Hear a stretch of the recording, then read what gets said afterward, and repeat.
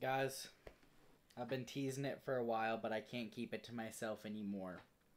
Jamahal Hill is going to knock out Alex Pereira at UFC 300 to regain his light heavyweight belt that he never lost in the octagon.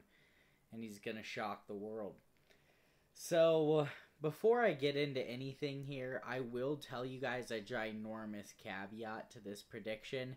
Right now, I predicted Drakus to knock out Sean Strickland. And I was correct about Drakus winning. The method doesn't matter so much as long as the fighter's right. I'm chilling with that. I predicted Topuria would knock out Volk. And I was right on with that. And maybe I gotta stop predicting knockouts because I have missed on that twice. But Sugar Sean almost knocked out Cheeto. I was real close on that. I was closer than a lot of you thought I was gonna be on that, I bet, with that knee in round 2. But now I'm predicting Jamahal Hill to knock out Pereira. The caveat is that I will be happy to switch this pick. I've got no shame in it. If I feel like I see in some training footage Jamahal Hill moving bad on that Achilles or something, and I'm worried that he's not fully recovered, I'm switching the pickup. That's the only thing, though. I'm sticking steadfast to this unless it seems like Jamahal Hill's fucked up. And I think that there's two big reasons. Number one is up at the top there, can't defend straights.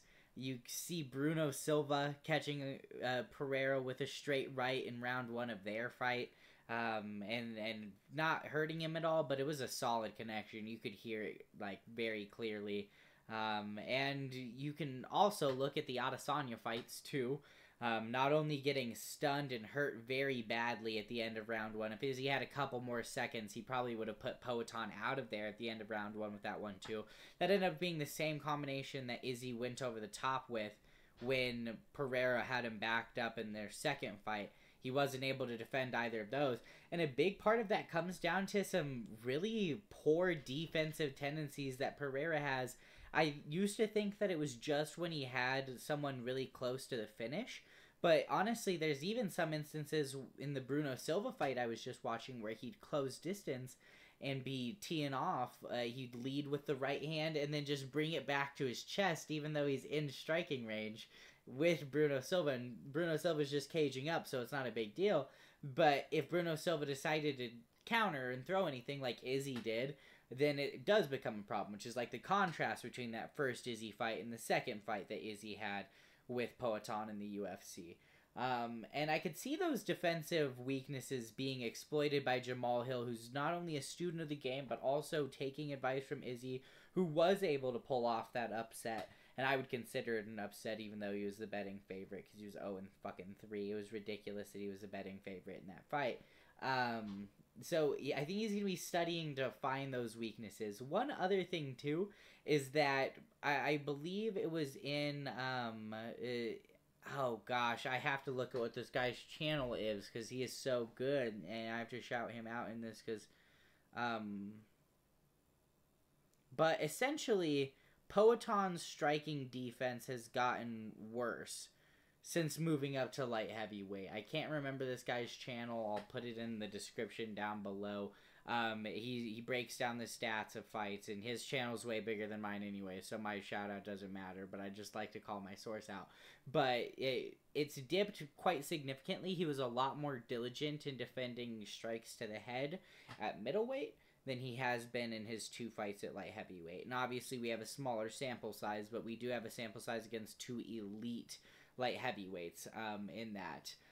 One other thing, too, before I move on to the second thing that really makes me feel confident in Jamahal Hill is that we also saw Yuri hurt Alex with a right hand shortly before getting finished, which is what made Yuri get aggressive and walk Alex down to the cage. He wasn't as hurt as I remember him being watching it live when I watched it back, but he was definitely stunned by that straight right hand from Yuri. And I honestly think that Jamal's boxing is cleaner, faster, and probably more powerful than Yuri's. Coming from a big fan of Yuri, most of his danger comes from hitting you when you don't see that strike coming, and with a straight right hand you're going to see it, so a lot of the power was not going to be there from what Yuri's strikes usually will do. But let's get into the second part. Now, as of late, we've really been focused on this for Pereira, but it wasn't a story for him in his kickboxing career, really. And towards the start of his UFC career, you didn't really get to see his calf kicks have as big of a role as they have played in his fights recently. Why is that? Number one, there's 2 fights I'm not going to show you any stats for. It was his UFC debut. I forgot what the guy's name is. He got taken down in round 1, so he wasn't really throwing any calf kicks. Didn't end up throwing many to begin with in that fight because he ended up KOing the guy with a flying knee like right after that. So it doesn't really factor in. Second is the Sean Strickland fight where he just murdered Sean Strickland way too fast to implement calf kicks into his game. And I think there could also be some element of calf kicks being uniquely one of the things that Sean Strickland defends better than most other people in the UFC at large. So there could be some role to play in that, but he didn't really throw any against Sean Strickland either. But let's look at his fights with Israel Adesanya. You can see Israel Adesanya is in the red corner here, so Pereira's in the blue corner. You can see that 24% of Pereira's strikes over the course of that fight landed to Izzy's leg, 46 to the head, 29 to the body. Drastically changed in the rematch, 53 to the leg. He was chewing up Izzy's leg in that rematch and had the leg hurt badly by round 2. 30 to the body, only 16 to the head. Okay, I'm going to move on to the next one. Jan Blachowicz and Yuri Prohaska in the red corners. It's Alex in the blue on both. You can see really even distribution here, 37, 32, 30. Then you look at the Yuri fight, 55, not really going to the body, 13%, and 31 to the leg. So across all of these fights, floating at a really similar range to each other, all things considered. There's just one standout that we haven't looked at, and it was his second fight in the UFC against Bruno Silva that I was talking about earlier. And he was throwing the leg kicks. He just couldn't find the range on that step-up leg kick nearly as well. And his leg kicks against a southpaw are remarkably less effective. They are not the murder you leg kicks that had Yuri wobbling in round 1. They aren't the leg kicks that forced Izzy to play possum against the cage in round 2 of the rematch in MMA.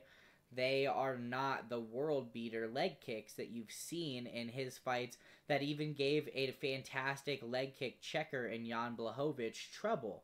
They just aren't. They're way easier to read because he's got 2 options. He can either step up and do an outside low kick on the right leg of his opponent, since they're a southpaw, that's the forward leg, or he can throw his better leg kick with his right leg, but it's so far forward to do an inside leg kick there that they are way more telegraphed and way easier to check, and also a lot harder to land most of the time than his trademark orthodox v orthodox leg kick. Now, that's a big thing for me, because when I was worried about this fight for Jamahal Hill, it was mainly if Alex Pereira could chop down his legs, and I don't think he will be able to. I think that the southpaw boxing of Jamahal Hill is going to cause serious problems to Alex Pereira in this fight. Now, you can see Alex Pereira in the future here, knocked out behind Jamahal Hill as he's ready to get his belt put back on him and the main event of UFC 300. But what I see happening in this fight, if I tried to break it down, would be that there's going to be some feeling out to an extent between the two before they begin to crash on each other with boxing combinations.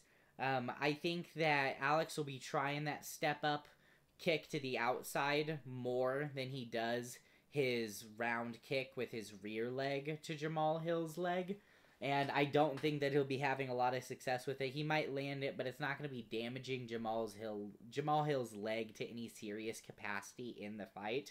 And then eventually I see Jamahal Hill being able to back Pereira up with his pressure and land a brutal straight down the pipe that either wobbles Pereira badly, signals to Hill he needs to swarm and get the finish, or just plain puts him out like Adesanya did. But one way or another, unless that Achilles is still giga-fucked, I'm backing Jamahal Sweet Dreams Hill to upset Alex Pereira at UFC 300 and regain his belt. I'm also predicting some other upsets on this card Charles Oliveira is an underdog to Arman Sarukian somehow, so I'm predicting him to upset there. I'm predicting Max Holloway to upset Justin Gaethje, beat him by decision as well to cement himself as one of the most badass people in the UFC. Haven't made up my mind on Zhang versus Yan. She's probably just going to take her down and maul her, so I predict an and still there for Zhang. And then if Cody Brundage wins, then I'm going to win a lot of money off of a hedge bet. But that's all I'd really care about in that matchup. It's kind of bullshit. It's on the main card. I'd honestly rather see Aljo. Call me crazy. Would you guys rather see Aljo here? Who would you guys rather see open the UFC 300 main card over Bo Nickel? Let me know in the comments down below. Leave a like if you liked. Sub it for more. Peace out.